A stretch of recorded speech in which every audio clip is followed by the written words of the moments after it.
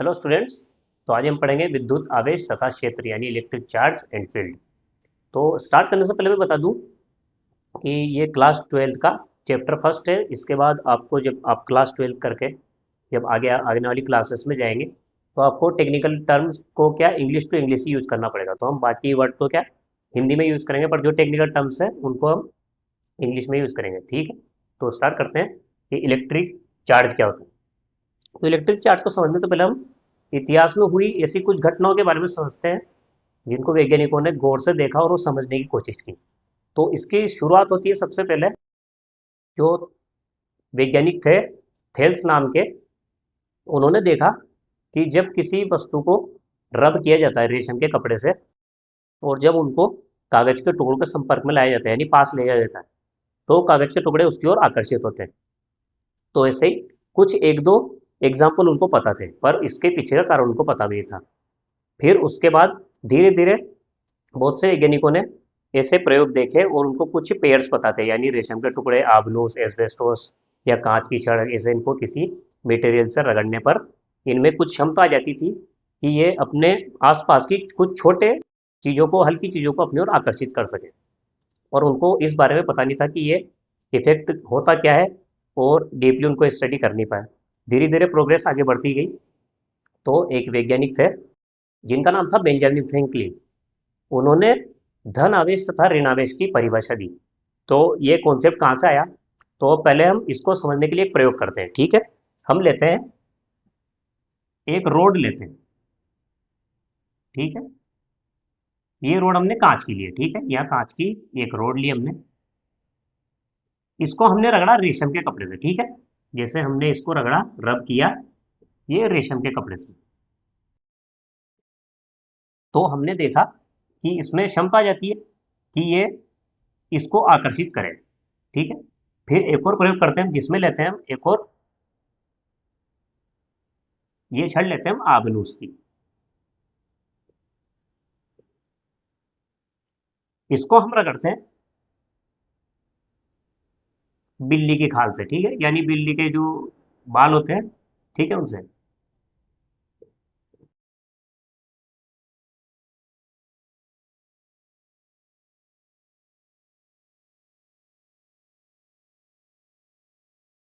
जब इसको रगड़ा जाता है और इसको रगड़ा जाता है, ठीक है, यानी कांच की रोड को रेशम से और आबनूस को बिल्ली के बालों से, तब हम देखते हैं कि कांच की रोड इसको आकर्षित करती है और आबनूस इस बिल्ली के बालों वाली इस मेटेरियल को आकर्षित करता है। ठीक है, यहां तक हमने देखा। फिर हमने देखा कि जब कांच की रोड को इस आबनूस की छड़ के पास लाते हैं, कांच की रोड को जब आबनूस की छड़ के पास लाते हैं यानी इस रोड को इस रोड के पास लाते हैं, ये कांच की और ये आबनूस की, जब इन दोनों रोड को आपस में पास लाते हैं तब भी एक दूसरे को आकर्षित करती है।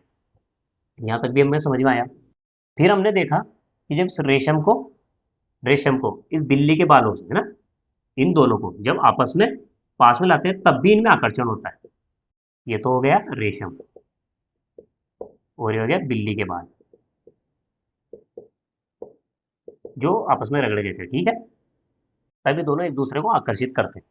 पर हमने देखा जब इस कांच की रोड को इससे बिल्ली के बालों से, ठीक है, और इस आबनूस की रोड को इस रेशम के कपड़े से, ठीक है, तो ये मान लीजिए ये, अब ये हो गया कांच की रोड और ये हो गया बिल्ली के बाल और यहाँ होगी एक और आबनूस, आबनूस की रोड और इधर से हो गया ये रेशम। तब देखा हमने ये दोनों एक दूसरे को पीछे धकेलने की कोशिश करते हैं। जितना इसको पास ले आते हैं तो ये दूर जाती है।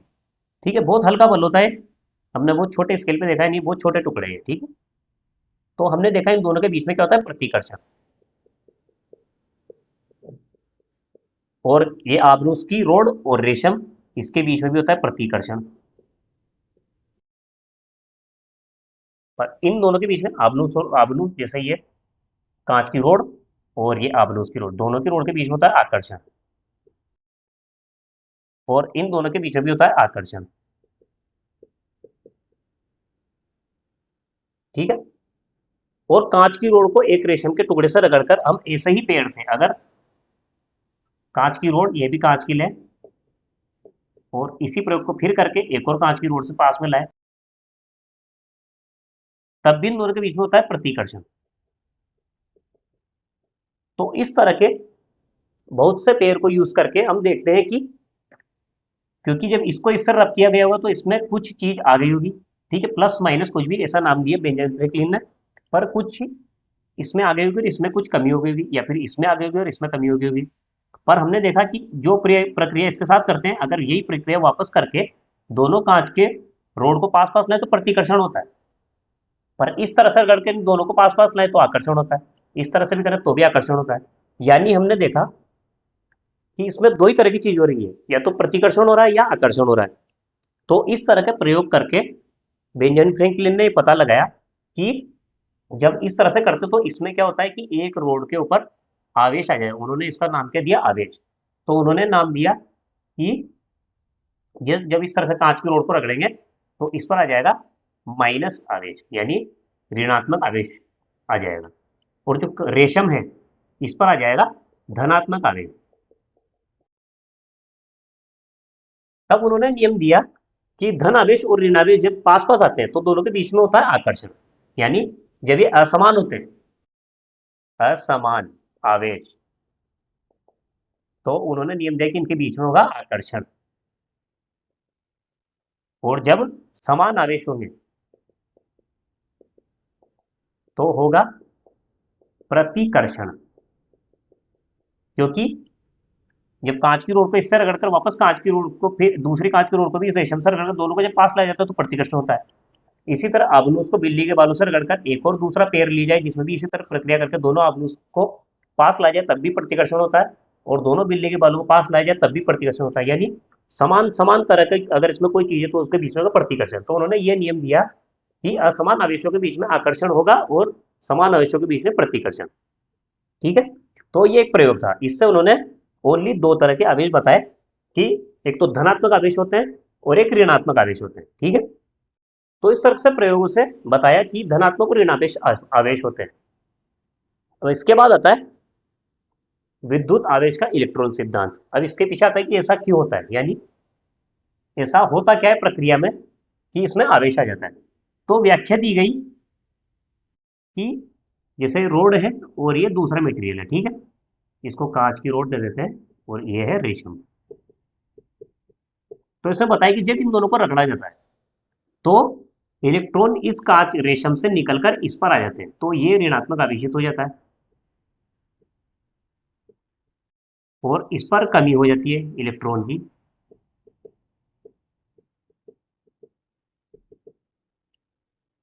तो ये दोनों चीज आवेशित हो जाती है। तो ये तो था इलेक्ट्रॉन सिद्धांत की, इलेक्ट्रॉन एक से निकलकर दूसरे में चले जाते हैं, इसकी वजह से कोई चीज आवेशित हो जाती है। ये मिट गया रेशम, तो ये चीज आवेशित हो जाती है। तो हमें यहाँ तक पता लगा कि आवेश किस तरह से आता है, यानी जब कि दो वस्तुओं के बीच में घर्षण पैदा होता है, और ये ओनली आप देखेंगे कुचालक वस्तुएं की वही इसके इसमें आएगी जिनमें घर्षण की वजह से आएगा। अब ये हम आगे समझेंगे कि चालक में ऐसा क्या होता है और इसके अलावा और कौन कौन से मटेरियल है जिनमें भी ऐसी प्रोसेस हो सकती है। पर अभी के लिए मान लेते हैं कुचालक जो होते हैं उनमें इस तरह से प्रोसेस चलती है कि इसमें इलेक्ट्रिक ये चार्ज आ जाता है जो घर्षण करने पर आता है। चालक में भी आता है और उसमें प्रोसेस दूसरी होती है। तो जब इनमें चार्ज आ जाता है तब इन दूसरे में आकर्षण करने की क्षमता आ जाती है, यानी कोई जो चार्ज होता है, यानी एक चार्ज को नाम दिया है क्यू, कोई चार्ज क्यू है, वो दूसरे चार्ज को, अगर Q1 है और Q2, ये एक दूसरे को आकर्षित करते हैं या प्रतिकर्षित करते हैं। अगर ये इसको इस पोर्ट से इधर धकेलेगा तो ये इसको इस पोर्ट से इधर धकेलेगा, यानी या तो आकर्षित करेंगे या प्रतिकर्षित करेंगे। ये निर्भर करेगा इनकी प्रकृति के, अगर समान प्रकृति है तो प्रतिकर्षित करेंगे और असमान प्रकृति के हैं तो आकर्षित करेंगे। तो इस तरह से इसका एक इलेक्ट्रॉन सिद्धांत दिया गया। फिर इसके बाद समझा गया कि प्रोसेस क्या होती है, ठीक है। तो परमाणु को जब ध्यान से देखा गया, जब समझ आगे बढ़ती गई परमाणु के बारे में, तब देखा गया कि परमाणु में नाभिक होता है, तो नाभिक होता है पॉजिटिव और इलेक्ट्रॉन उसके बाहर कक्षाओं में चक्कर लगाते हैं इस तरह से। यानी अगर इसमें एक दो तीन चार सात है ना, सात में इलेक्ट्रॉन बनाए, यानी सात इसमें प्रोटॉन होंगे और न्यूट्रॉन भी होंगे। पर न्यूट्रॉन में कोई चार्ज नहीं होता है। पर एक तरह से देखा जाए तो पूरा परमाणु उदासीन होता है, ये पूरा परमाणु उदासीन होता है। तो घर्षण की व्याख्या दी गई कि जब एक वस्तु को दूसरे वस्तु से रगड़ते हैं तो जो बाहर की कक्षा में जो इलेक्ट्रॉन होते हैं, जो इन पर बल कम लगता है, तो उनमें कुछ इतनी एनर्जी आ जाती है कि वो यहाँ से निकलकर दूसरे मटेरियल पे आ जाते हैं। तो जब पास के दूसरा कोई मटेरियल है उसके ऊपर आ जाएंगे, ये यहाँ से मान लीजिए एक ये इलेक्ट्रॉन निकल कर यहाँ आ गया, तो जब यहाँ आ जाएगा तो इस पर नेगेटिव आवेश आ जाएगा, क्योंकि इलेक्ट्रॉन को होता है नेगेटिव आवेश, ठीक है, यानी नेगेटिव चार्ज होता है इस पर। तो अब ये कितना होता है, इसको कैसे कैलकुलेट किया हम आगे देखेंगे। पर ये बाहर का जो इलेक्ट्रॉन होता है ये कम बल से बना होता है, क्योंकि अंदर के तो जितना नाभिक के पास आएंगे उतना ज्यादा फोर्स से बने हुए रहेंगे, पर बाहर वाले कम फोर्स से रहते हैं। तो जब घर्षण की वजह से ये इनमें कुछ एनर्जी पाकर ये दूसरे मटेरियल पे आ जाते हैं, तो उस पर आ जाता है ऋणावेश। और जिस पर ये जिससे निकलते हैं, क्योंकि अभी पहले न्यूट्रल था, इसमें से एक इलेक्ट्रॉन दो इलेक्ट्रॉन तीन इलेक्ट्रॉन मान ली इसकी कमी होगी, तो उतना ही आवेश इस पर आ जाएगा, वो होगा धनात्मक आवेश। तो ये होती है घर्षण की व्याख्या कि इसमें किस तरह से प्रोसेस होती है, ठीक है। तो फिर इसके बाद आते हैं साइंटिस्ट जिन्होंने इन दोनों के बीच में यानी बल कितना लगता है उसकी व्याख्या की, यानी उसका एक मैथमेटिकल फॉर्म में एक फॉर्मूला दिया कि कितना बल लगता है, उसको हम कैसे कैलकुलेट कर सकते हैं। उसको समझने से पहले हम समझते हैं कि इलेक्ट्रॉन पर जो आवेश है उसके बारे में कुछ समझते हैं, ठीक है, पहले इसको मिटाते हैं। तो स्टूडेंट हमने समझा कि आवेश किस तरह से किसी वस्तु पर आता है। पर आवेश को जो हम बनाते हैं कि ऋणात्मक ऋणात्मक आवेश या धनात्मक आवेश, ठीक है, तो वो हम देखते हैं कि जैसे इस स्तर पर इस पर ऋणात्मक आवेश आ गया और ये धनात्मक आवेशित हो गया बस। तो देखा गया कि परमाणु जो होता है वो तो उदासीन होता है, और जो आवेश है उसको ले जाने का काम कौन करता है, ओनली इलेक्ट्रॉन, क्योंकि इलेक्ट्रॉन ही फ्री होता है इसमें।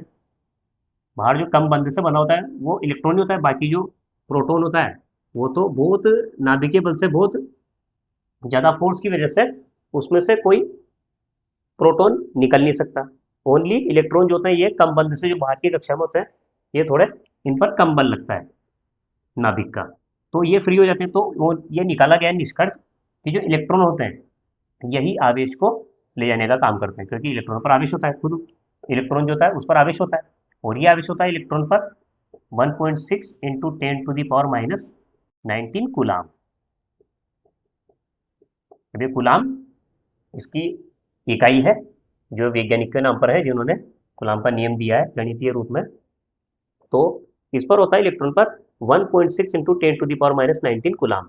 अब इसको कैलकुलेट कैसे किया गया ये आपके आने वाले लेक्चर में आपको पता लगेगा, इसके बारे में हम आने वाले टाइम में कुछ बताएंगे आपको। तो इलेक्ट्रॉन पर जो चार्ज होता है वो होता है 1.6 इंटू 10⁻⁹। तो परमाणु में सबसे छोटा कण यही है जो इसको इस चार्ज को एक जगह से दूसरी जगह ले जा सकता है। तो उससे पता चला कि जो आवेश होता है, यानी आवेश होता है उसमें कुछ प्रॉपर्टी होती है। पहली प्रॉपर्टी होती है उसकी कि आवेश कंजर्व होता है, यानी आवेश संरक्षित होता है।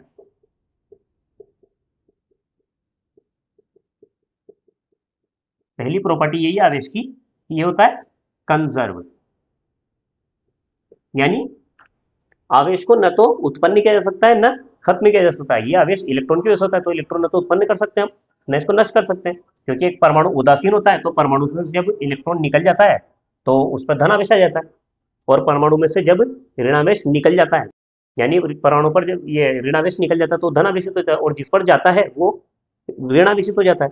तो आवेश हमेशा संरक्षित होता है, और जिस वस्तु पर जाता है और इस पर आता है, अगर हम दोनों को भी हम कैलकुलेट करें, ठीक है, यानी अगर इसमें से निकल के इसमें हम दोनों को भी कैलकुलेट करें, तो दोनों का अगर इसको धन ऋणात्मक आवेश को माइनस में लिखा और इसको प्लस में लिखा, तो जब इनको जोड़ेंगे तो ये जीरो आएगा। तो पहला तो आता है, पहली प्रॉपर्टी होती है कि आवेश संरक्षित होता है। दूसरी हम लिख सकते हैं कि आवेश को हम गणितीय रूप में जोड़ सकते हैं।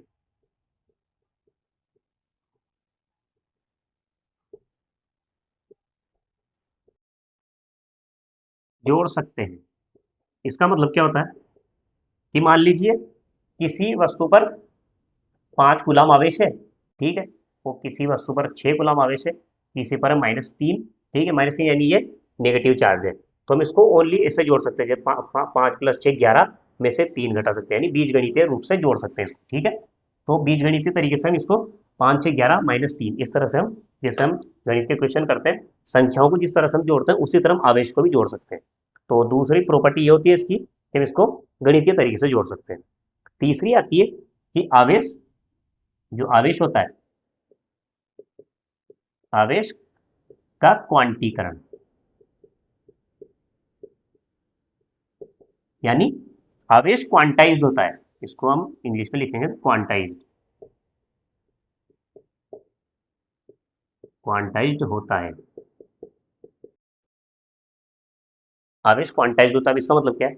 देखिए हमने देखा कि जो आवेश को ले जाने वाली इकाई होती है, जिस पर आवेश होता है, सबसे छोटी इकाई यही होती है, इलेक्ट्रॉन। तो किसी भी चीज पर चार्ज इसकी वजह से आता है, जब ये इससे निकलकर इस पे आता है तब ये नेगेटिव होता है। तो 1.6 इंटू 10⁻⁻19 इतना ही चार्ज इसके मल्टीपल में होगा। कैसे? अगर इस पर यहाँ से 2 इलेक्ट्रॉन निकलकर उधर चल जाएंगे तो इस पर चार्ज आ जाएगा 2 × 1 इलेक्ट्रॉन पर चार्ज के बराबर। अगर 3 इलेक्ट्रॉन निकल जाएंगे तो 3 × इलेक्ट्रॉन पर चार्ज के बराबर। यानी आपको कभी देखने को नहीं मिलेगा कि 3.5 इंटू ये ई, यानी इलेक्ट्रॉन पर जितना चार्ज होता है उसका 3.5 गुना, 3.5 गुना, 2.5 गुना, है ना, 5 गुना हो सकता है, 5.5 गुना, इस तरह से आपको देखने को नहीं मिलेगा। आपको हमेशा ये नंबर मिलेगा अगर हम Q = NE लिखें। अगर इलेक्ट्रॉन पर चार्ज तो ये N, जो ये N होगा, ये N हमेशा होगा 1 2 3 4 5 इस तरह से, यानी पूरा नंबर में होगा, पूरे ही नंबर होंगे इसमें, ठीक है। तो इसको बोलते हैं आवेश का क्वांटीकरण, यानी आवेश हमेशा क्वांटाइज होता है। तो ये इसकी मेन मेन प्रॉपर्टी आवेश की, कि आवेश हमेशा संरक्षित होता है, इसको ना तो उत्पन्न कर सकते हैं हम ना नष्ट कर सकते हैं, ये ओनली ट्रांसफर होता है आवेश, ठीक है। दूसरा होता है हम इसको गणितीय रूप में जोड़ सकते हैं, जिस तरह हम संख्याओं को जोड़ते हैं।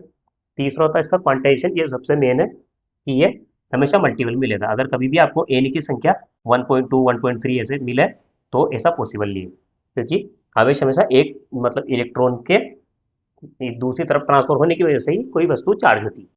वैसे आवेश में जो क्वार्क्स होते हैं, जैसे क्वार्क्स मैं लिख देता हूँ, जो क्वार्क्स होते हैं उन पर आवेश हो सकता है। जो ई होता है ये क्वार्क्स हमें चलते हैं 1/3 ई, यानी प्लस माइनस हो सकता है, और +-2/3 ई। तो ये 6 तरह के होते हैं, अप क्वार्ट्स, डाउन क्वार्ट्स, है ना, UDC इस तरह से लिखते हैं इनको, ठीक है। आप ओनली समझ लीजिए इसको, UDC, down charm, TS, T और B, इस तरह से 6 क्वार्क होते हैं। इन 6 क्वार्क से कॉम्बिनेशन से क्या बनते हैं? ओनली न्यूक्लियस बनते हैं। तो इनके बारे में हम ज़्यादा डिटेल में नहीं जाएंगे, क्योंकि इनको ओनली आप समझ लीजिए कि ये होते हैं, इनसे न्यूक्लियस का निर्माण होता है। पर आपको ओनली इलेक्ट्रॉन के इससे देखने को मिलेगा, तो ये आपको सिलेबस में देखने को नहीं मिलेगा कि क्वार्क्स की वजह से हो रहा है, क्योंकि ये न्यूक्लियस का निर्माण करते हैं, ठीक है। तो आप इतना समझ लीजिए कि क्वांटाइज होता है, इलेक्ट्रॉन के मल्टीपल में ही चार्ज ट्रांसफर होगा। तो एक ये फॉर्मूला है, इसको आप हमेशा याद रखिए, किसी भी वस्तु पर अगर चार्ज निकालना है, Q = NE, इलेक्ट्रॉन जितने इलेक्ट्रॉन होंगे उतना ही, और ई पर कितना होगा, यहाँ पर एन तो बता ही दिया मैंने, 1 2 3 4 होगा, 1 2 3, और जो ई होगा ये होगा 1.6 इंटू 10⁻⁻19 कुलाम। कुलाम को ओनली सी से लिखते हैं, ठीक है। तो ये फॉर्मूला है। इसके बाद हम इस फॉर्मूले के ऊपर एक दो क्वेश्चन करते हैं, ताकि आपको ये समझ में आए चार्ज के बारे में, जो हम जितना भी हमने पढ़ा है ये आपको एक दो क्वेश्चन हम लेंगे उससे समझ में आएगा। तो इसको मिटाते हैं, पहले क्वेश्चन लेते हैं, ठीक है। तो स्टूडेंट यहाँ पे हमने क्वेश्चन लिया है कि पॉलीथीन के टुकड़े को ऊन से रगड़ने पर ऊन पर 3 × 10⁻⁻7 कुलाम ऋण आवेश आ जाता है। यानी जब पॉलीथीन के टुकड़े को ऊन से रगड़ा गया तो ऊन ऋण आवेशित हो गया, उस पर कितना आवेश है? 3 × 10⁻⁷ कुलाम आवेश आ जाता है। तो इस प्रक्रिया में कितने इलेक्ट्रॉन स्थानांतरित हुए होंगे, ठीक है। तो पहला क्वेश्चन तो ये। दूसरा है ऊन के द्रव्यमान के बारे में आप क्या कहेंगे यदि इलेक्ट्रॉन का द्रव्यमान Me = 9.1 × 10⁻31 kg है। तो हमने सबसे पहली प्रोसेस देखी है कि पॉलीथीन के टुकड़े से ऊन पर इलेक्ट्रॉन गए, यानी वो ऋण आवेशित हुआ है। 3 × 10⁻⁷ से, तो ऊन ऋणावेशित हो गई है। इस प्रकार में कितने इलेक्ट्रॉन ट्रांसफर हुए, ठीक। तो सबसे पहले हमें पता है कि अगर किसी पदार्थ पर आवेश आता है Q इज इक्वल टू, हम उसको लिख सकते हैं N × E, यानी नंबर ऑफ इलेक्ट्रॉन जितने उस पर ट्रांसफर हो उतने आवेश आ जाएगा। तो देखते हैं, वो आवेश आया है उन पर 3 × 10⁻⁷। पहले यहाँ लिख लेते हैं हमें क्या क्या दिया हुआ है। Q इज इक्वल टू दिया हुआ है 3 × 10⁻⁷ कूलाम, और E हमें पता है 1.6 × 10⁻⁹ कूलाम। ये होता है एक इलेक्ट्रॉन पर। तो पहले दोनों वैल्यू को पुट करते हैं। 3 × 10⁻⁷ क्या रखते हैं, 3 × 10⁻⁷ इज इक्वल टू, एन पता नहीं है, ई पता है 1.6 × 10⁻⁹। तो हमें नंबर निकालने, कितने नंबर ऑफ इलेक्ट्रॉन उन पर गए, ठीक। एन इज इक्वल टू ये जाएगा इसके नीचे, तो यहाँ एन लिख लेते हैं। N is equal to 3 × 10⁻⁷ upon 1.6 × 10⁻⁹। तो ये 19 ऊपर जाएगा, प्लस 19 हो जाएगा, तो 19 में से 7 गए, तो ये बचेगा 12। और ये लगभग अब ये 3 मान लीजिए, तो 1.8 करीब आएगा ये, 1.8 × 10⁻⁻, ये आएगा 12, 12, ये प्लस हो जाएगा ना, तो ये आ जाएगा 12, यानी नंबर ऑफ इलेक्ट्रॉन इतने आएंगे, ठीक है। इसकी यूनिट में क्योंकि नंबर है, कितने इलेक्ट्रॉन ट्रांसफर हुए हैं। तो हमने देखा कि 3 × 10⁻⁷ कूलाम, ये बहुत छोटा इकाई है, क्योंकि -7 यानी 0.00, यानी 6 बार 0, फिर 3, और फिर उसके बाद ये, यानी ये बहुत छोटा नंबर है। इतना सा ट्रांसफर करने के लिए कितने इलेक्ट्रॉन की जरूरत पड़ी, 10⁻12, ठीक है। यानी ये बहुत बड़ा नंबर है। इतने सारे नंबर जब इलेक्ट्रॉन उस पर ट्रांसफर होंगे तब जाके इतना सा ये इस पर आवेश आएगा। तो ये तो हो गया नंबर ऑफ इलेक्ट्रॉन। तो हमें पता है कि इतने इलेक्ट्रॉन ऊन पर गए होंगे, पॉलीथीन से ऊन पर गए, तब जाके ऋणावेशित हुई। आप इसको इस तरह भी कर सकते थे कि हमें ऋणावेश दिया गया है, क्योंकि ऋणावेश है यहाँ पर, तो हम लिख सकते हैं इसको Q इज इक्वल टू -3 लिखेंगे इसको, ठीक है। इसको -3 लिखने से क्या होगा कि आपको पता चल जाएगा, जब आप आवेश को, जैसे जो प्लस आवेश है, यानी अगर धनात्मक आवेश है तो उसको प्लस लिखिए, और ऋणात्मक आवेश है तो उसको माइनस लिखिए। तो प्लस और माइनस लिखने से देखिए क्या होगा, हमें क्या होगा, यहाँ पर ये माइनस आया, जब इसको सोल्व करेंगे तो यहाँ पर भी माइनस आएगा, तो जब इसके नीचे आएगा तो ये ओवरऑल यहाँ पर आएगा माइनस। तो नंबर तो माइनस में हो नहीं सकता है, ठीक। तो नंबर तो माइनस में हो नहीं सकता है, तो इसका मतलब ये लॉस हुआ है, कहाँ से, यानी इतने इलेक्ट्रॉन की कमी हुई है, इतने इलेक्ट्रॉन, ये ऊन पर, ये पॉलीथीन के टुकड़े पर इतने इलेक्ट्रॉन की कमी हुई, तब जाकर आवेश ट्रांसफर हुआ है। तो आप आवेश को आप चिन्ह लेकर भी कर सकते हैं, ठीक है। तो उससे आपको समझ में आ जाएगा कि अगर प्लस आया तो इलेक्ट्रॉन की कमी हुई है, और अगर माइनस आया तो यानी इलेक्ट्रॉन्स पर आए होंगे। तो इसके बाद दूसरा क्वेश्चन आता है कि ऊन के द्रव्यमान के बारे में क्या कहेंगे, यानी ऊन पर इतना आवेश आया है, यानी इतने इलेक्ट्रॉन आए हैं, तो द्रव्यमान में क्या होगा कि उसमें बढ़ जाएगा द्रव्यमान। कैसे बढ़ेगा, क्योंकि उस पर पहले पॉलीथीन पर जितने इलेक्ट्रॉन थे उससे निकलकर इस पर आए, तो इलेक्ट्रॉन में कुछ तो द्रव्यमान होता है।